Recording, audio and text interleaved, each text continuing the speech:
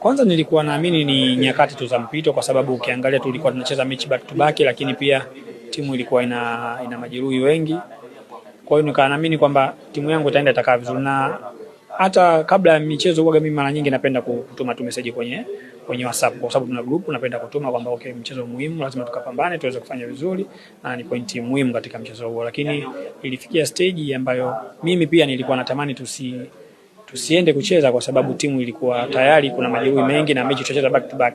Kwa hiyo lakini ukiangalia toka tumerudi tuna watu wanapambana na timu inapata matokeo, na ninachoamini hiki ambacho kimeanza sasa hivi ndio mpaka mwisho wa msimu. Sawa, mbali na mchezo wa mpira wa miguu kwa ni mchezo ambao unahusishanisha kugusana na matukio mengine, baada ya kuchezewa ile faulo ambayo imekusababishia majeraha, watu wamezungumza mengi kwa mitandao ya kijamii. Mimi nataka kusikia kutoka kwako, una kinyongo na mchezaji ambaye alikufanyia faulo ambayo imekusababishia kuwa nje ya uwanja kwa muda mrefu? Hapana, mimi kiukweli sina kinyongo. Afu kitu kikubwa zaidi, yani nilichukulia ni kama mchezo. Nilichukulia kama mchezo, na hata mwenyewe pia alinitafuta na bwana sorry imeisha, sababu ni mpira.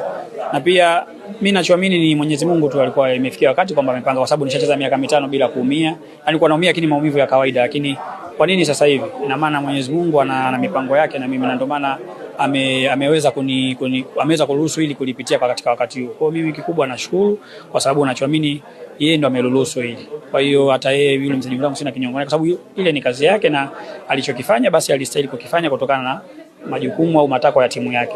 Kwa hiyo mimi kwangu wala haikuwa kinyongo, na ni mtu ambaye nawasiliana naye, ni mtu mzuri, na pia naamini hata safari hii wapeta basamu wanaweza kawepo kwenye timu yake. Ilikuwa ni scenario namna gani kusikia kileza mashabiki wakihisi kama umemshindwa kumkaba Selemani Mfalme, umejivunja? Mimi kwangu, mimi kwanza nitakwambia kitu kimoja, mimi katika maisha yangu sijawahi kujivunja, kwa sababu siaminigi yani kwamba labda anaweza ngakutana na watu kwamba wanifanye kwamba eti mimi niogope nishuhudu za mechi kwamba okay sasa nastahili kujivunja nitoke. Siaminigi katika somo. Yani mimi wakati wote kama ninavyosema, mimi kwanza mimi ni mshindani, napenda kushindana muda wote, napenda kushindana.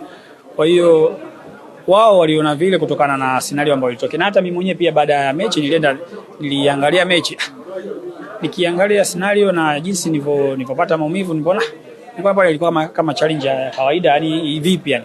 Kwa hiyo vitu kama hivyo na maana ni Mungu tu ndo ambaye amepanga kwamba bwana, ndio maana naweza kusema pia kuna muda unaweza unatembea tu ukapata maumivu au ukajikwaa tu kidogo, ni kawaida.